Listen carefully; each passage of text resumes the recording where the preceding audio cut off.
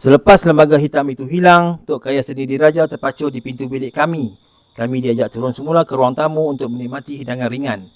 Lega juga kerana perut saya memang lapar sedikit selepas melihat peristiwa roh bayi itu tadi. Tapi saya merasa ada perkara yang tidak beres dengan Tok Kaya sendiri diraja. Seolah-olah ada perkara yang terbuku di hatinya.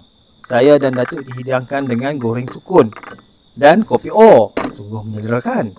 Pak Ayu Naim pun ada sama. Long, terima kasih banyak-banyak selesaikan masalah Norlin tadi. Saya tahu memang Norlin selalu diganggu tiap kali dia balik cuti. Rezeki saya lah dapat jumpa dengan Long di rumah Muhammad Zain, dan Long sendiri pun dah berusaha memagar rumah juga.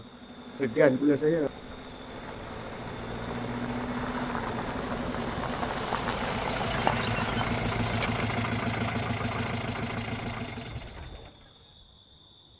Yuk, cuba kamu tengok siapa yang datang malam-malam ni. Tok Kaya, Raja Haslinda dengan suami ada di luar. Kenapa tiba-tiba Kuas datang waktu-waktu begini? Sebentar ya, Kuas tu sahabat baik saya. Kami kenal sejak usia remaja. Tok Kaya sendiri diraja pergi ke pintu rumah. Assalamualaikum, Bang. Waalaikumsalam. Hai Kuas, Pak Said. Kenapa tiba-tiba muncul ni? Mari masuk dulu. Tak apa. Kami kat luar cukup lah. Kami dari Tanjung Karang ni. Ya bang, As ni minta patah balik singgah sebab dia nampak motorkar abang masa kami lalu tadi. Tok Kaya sendiri raja kembali ke ruang tamu menemui Datuk dan saya. Begini Long. Naiklah ke bilik berehat dahulu. Nanti saya naik. Norlin sihat ke? Dia balik bercuti kan? Ya ada. Tapi itulah, Norlin tak berapa.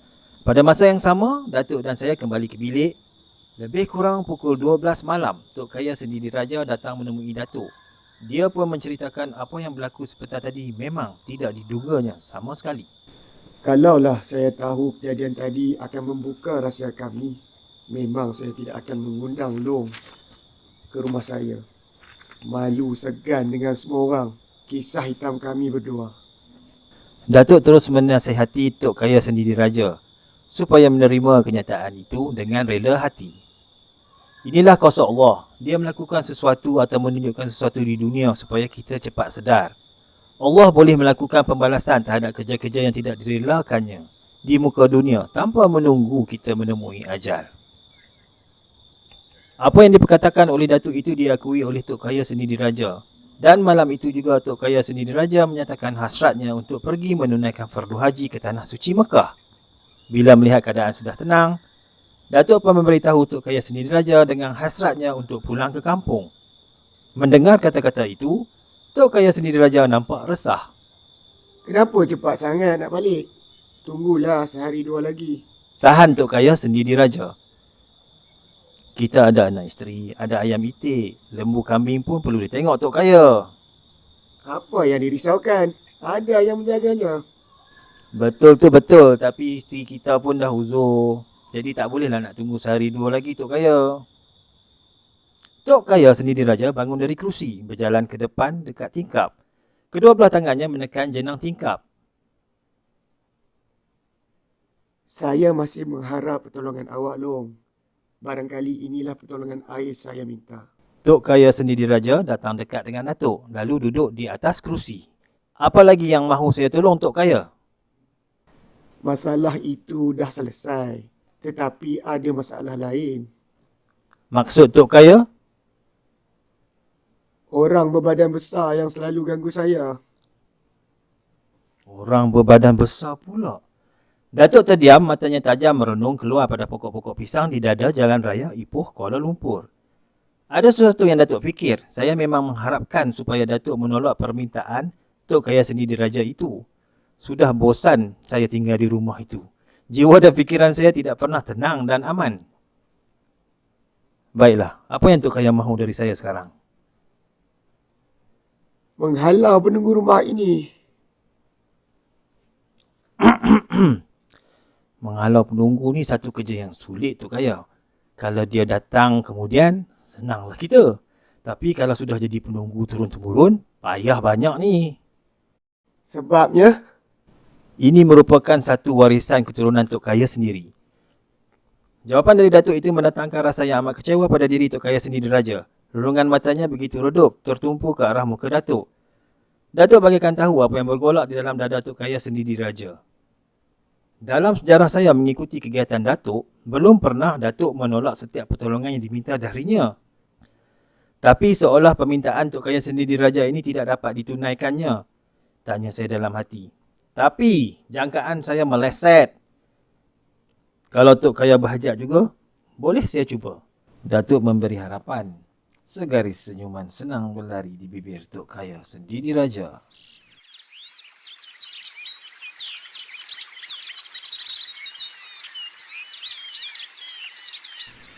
Selepas bersarapan, Datuk meminta Tok Kaya Sendiridraja mencari tempat bara.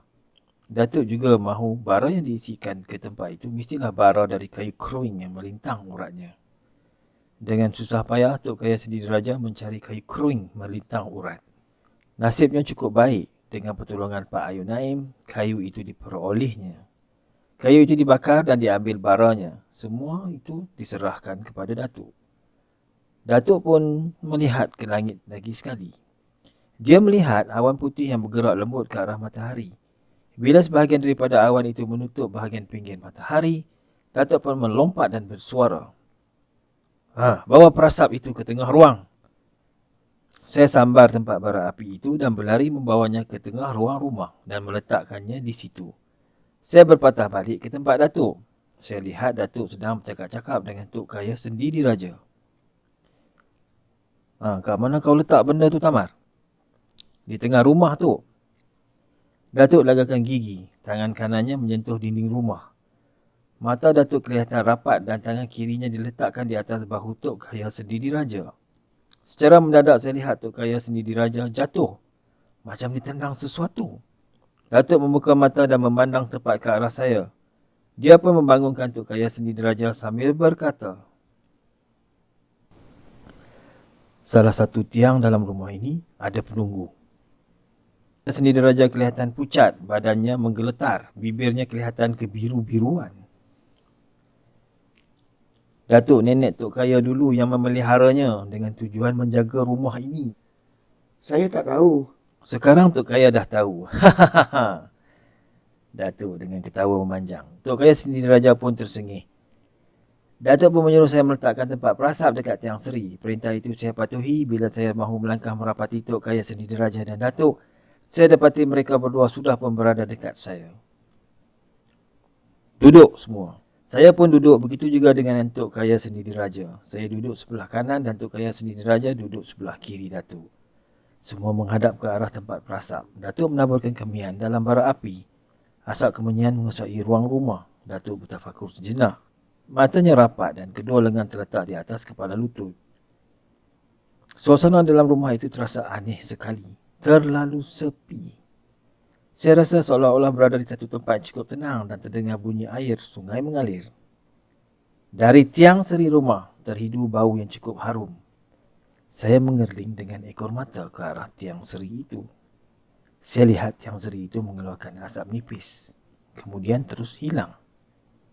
Datuk pun menoleh ke arah Tok Kaya Sendiridraja dan terus berkata, Tok Kaya ada harapan baik. Ada tanda-tanda kejayaan.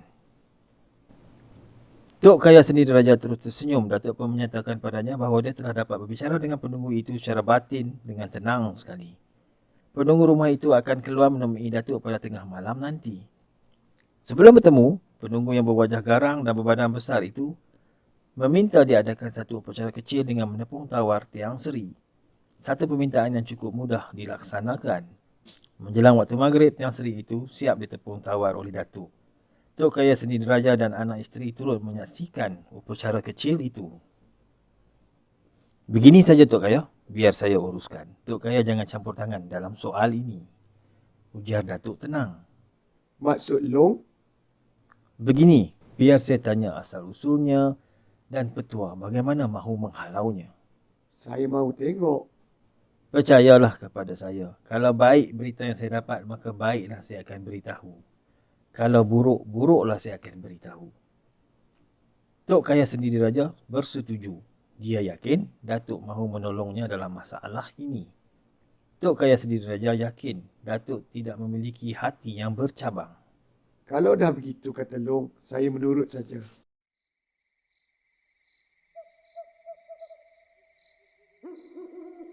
Menjelang tengah malam, Datuk pun meletakkan bantal 2 bertindih di bujuk katil.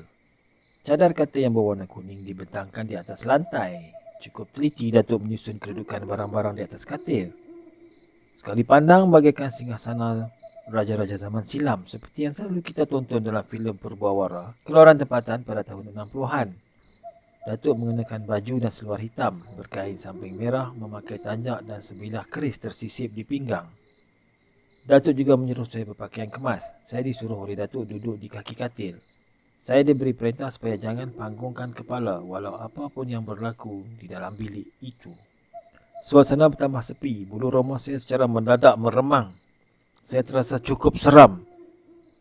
Bunyi kaki orang melangkah jelas kedengaran dan diteruti dengan bunyi tapak kaki kuda di luar bilik. Datuk pun memadamkan lampu dan menyalakan sebatang lilin. Saya cukup resah. Suasana yang sepi bertukar menjadi agak bising dengan bunyi angin dan daun tingkap terbuka sendiri. Suara burung jampuk kedengaran sayup-sayup bersama lolongan anjing yang memanjang. Ada kalanya lolongan anjing itu berbunyi bagai orang menangis dan ketawa. Tetapi bunyi lolongan memanjang dan sayu lebih kerap didengar. Datuk berdiri dekat pintu. Daun pintu terbuka dengan sendiri dan dengan serentak api lilin pun padam. Saya resah di dalam kegelapan. Kali ini saya dapat mendengar dengan pasti bunyi orang duduk di atas katil. Kerana gelap, saya tidak dapat melihat bentuk manusia itu. Saya terdengar bunyi suara orang batuk-batuk dari atas katil. Serentak dengan itu, suasana gelap bertukar menjadi samar-samar. Atau dalam istilah daerah tempat saya, keadaan begitu dipanggil celah-celah tanah. Kerana ingin tahu larangan Datuk saya langgar, saya panggungkan kepala sedikit dan ekor mata kanan menjeling ke arah katil. Saya lihat seorang lelaki berbadan besar, siap dengan tanjak dan bintang kebesaran duduk di atas bantal. Misainya cukup lebat, sinar matanya tajam dan di sebelah lutut kanan tersimpuh seorang puteri. Apa hajat? Terdengar suara parau. Minta maaf, tuan hamba keluar boleh dari sini? Balas Datuk. Minta maaf. Janji kita selagi Tiang Seri ini berada di rumah ini, kita tidak keluar. Itu janji kita dengan tuan punya rumah yang asal. Saya minta maaf. Kami sekadar meminta. Kau dan aku adalah makhluk Allah. Kenapa harus menghalang makhluk lain yang punya niat baik? Jawab suara yang parau itu. Maksud tuan hamba? Datuk bertanya kembali. Aku dari jin yang percaya pada hukum Allah dan memang taat kepada perintahnya. Biarlah kami hidup di sini bersama-sama menjalankan hukum Allah dan melawan perkara yang buruk. Itulah percakapan Datuk dengan makhluk ganjil itu. Datuk terdiam. Makhluk ganjil itu turun dari katil dan duduk berhadapan dengan Datuk. Saya lihat mereka bagaikan memperkatakan sesuatu. Perkara itu berlangsung agak lama juga. Dan saya bagaikan dipukau kerana secara mendadak saya terasa mengantuk dan terus tidur. Apa yang berlaku sudah itu, saya tidak tahu.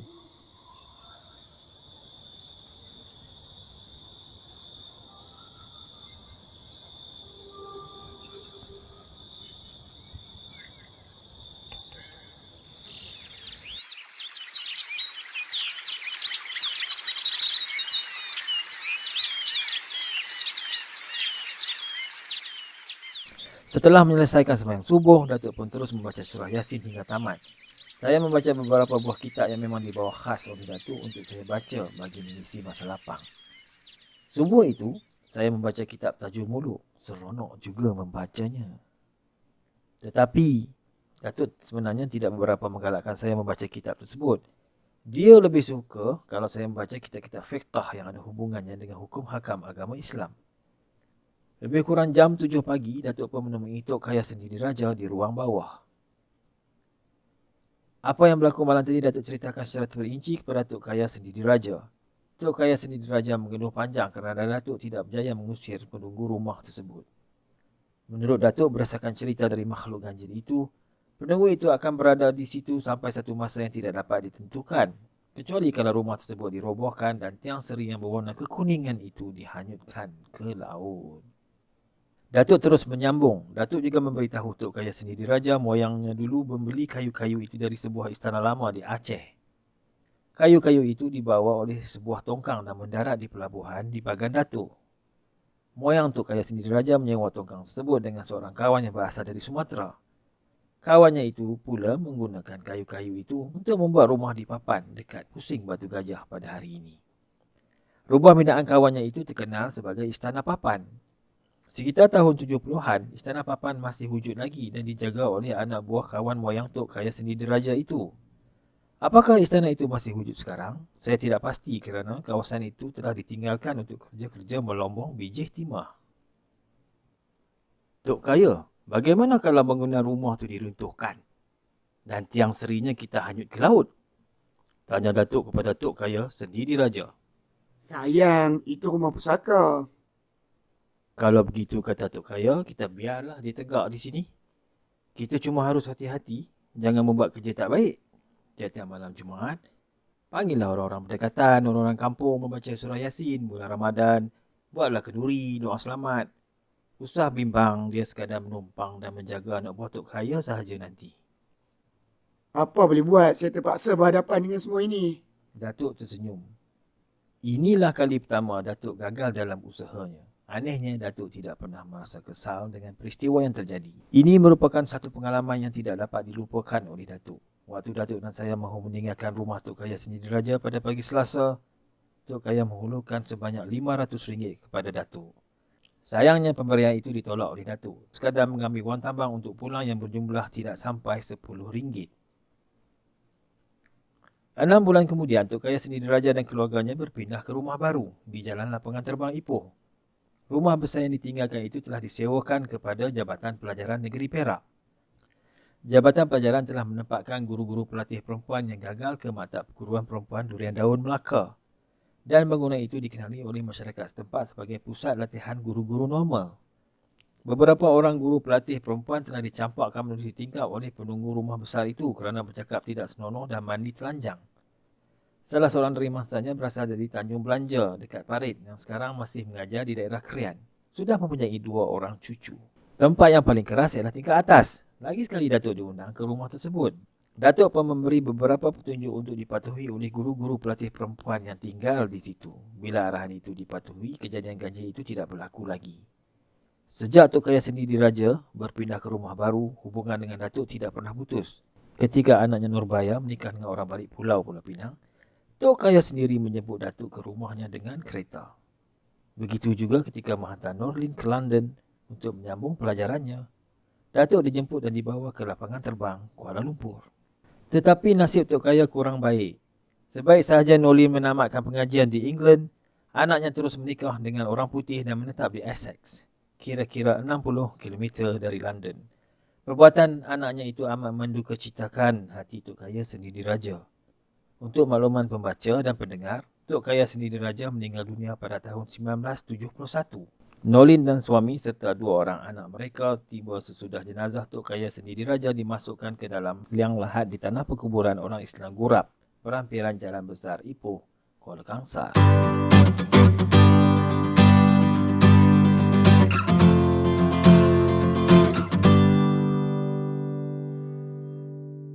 Kepulangan Datuk ke kampung kali ini amat berbeza sekali. Dia selalu saja mengadu kepada nenek yang dirinya kerap diserang sakit-sakit tulang.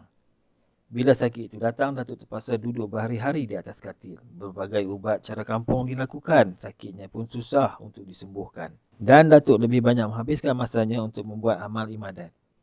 Kegemarannya menembak ayam hutan dilupakan sama sekali.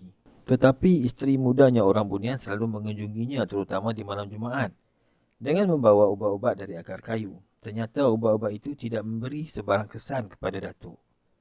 Saya dan cucu-cucu yang lain telah membawa Datuk menemui doktor swasta di Taiping, di Setiawan dan Ipoh. Namun usaha itu tidak juga berjaya. Menurut doktor, sakit yang dialami oleh Datuk itu adalah sakit biasa yang dialami oleh kebanyakan lelaki bila berusia hampir 60 tahun. Inilah akibat bila waktu muda kerja merantau ke sana kemari. Dah tua penyakit pula yang datang. Keluh Datuk pada satu petang. Itu dah adat dunia tu. Apa Datuk takut mati ke? Tanya saya. Datuk ketawa terkekeh-kekeh. Secara terang-terangan dia mengatakan pertanyaan dari saya itu adalah satu pertanyaan yang bodoh. Kenapa nak ditakutkan mati? Cuma kita bimbang kalau amalan kita sekarang masih hidup ni tidak sempurna sebagai orang Islam. Mati memang menanti kita. Saya terdiam. Cakap itu memang benar dan tepat sekali. Saya menghabiskan masa petang itu dengan mendengar cerita dari Datuk tentang pengalaman masa mudanya. Ada kalanya saya ketawa berdekah-dekah bila Datuk membuka kisah lucu yang pernah dialaminya. Bila duduk berduaan begitu, terasa betapa mesranya Datuk melayani saya. Bila sampai waktu maghrib, Datuk terus memerintah saya untuk menunaikan sembahyang maghrib. Selepas maghrib, Datuk mengajar saya untuk mengenali Allah dengan lebih dekat lagi. Dia mengajar saya tentang sifat 20. Dia juga mengajar saya cara-cara sembahyang tahajud dan sembahyang hajat di samping beberapa doa yang harus dibaca selepas menunaikan sembahyang fardu. Kau harus mengamalkan semua itu dalam hidupmu. Selepas sembahyang maghrib pada tiap-tiap malam Jumaat, eloklah kau membaca surah Yasin. Datuk mengingatkan saya dan pesannya hingga kini masih terpahat dalam hati kecil saya. Entah apa mimpi Datuk secara mendadak pada pagi itu. Kira-kira pukul 9 pagi dia mengajak saya pergi ke Pekan Air Tawar. Pada mulanya saya amat keberatan untuk pergi. Ada dua sebab kenapa saya tidak mahu pergi ke sana. Pertama, Air Tawar bukanlah satu pekan yang besar. Kedua, suasana pekan itu memang tak menarik minat saya. Tamar, aku nak jumpa kawan aku dari Cangkat Keruing. Selalunya setiap hari Selasa, dia turun ke Air Tawar. Begitu Datuk menyatakan tujuan utamanya kenapa dia mahu pergi ke sana. Sekarang ke kita pergi, Tok? Tentu. Pergilah bersiap, ujar Datuk. Saya pun tukar pakaian, tidak sampai 10 minit saya pun berada di kaki tangga. Kemudian saya dan Datuk berjalan beriringan menuju ke gigi jalan raya. Datuk menahan bas. Kakak mau ke mana, Kak? Aku nak pergi ke Air Tawar. Nak balik. Dah motorku rosak. Aku nak memotong. Sampai aku separuh jalan. Dah mati pula enjinnya. Ini aku balik ke Air Tawar balik ni. Kira-kira 40 minit berada di dalam perut bas, kami pun sampai ke tempat yang dituju.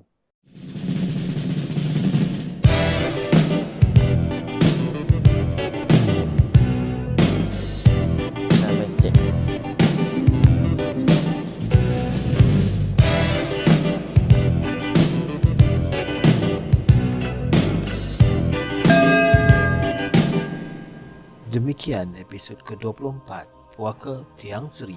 Siri bercakap dengan jin, karya Tamar Jalis, olahan Hey Padu Kawali. Dengan tamatnya episod ke-24 Puaka Tiang Seri ini, maka berakhirlah season 1 ataupun musim pertama Siri bercakap dengan jin, karya Tamar Jalis. Siri ini akan bersambung dalam season kedua ataupun musim kedua, episod ke-25, Sumpah Nasik Tangas. Sampai kita berjumpa lagi. Assalamualaikum warahmatullahi wabarakatuh.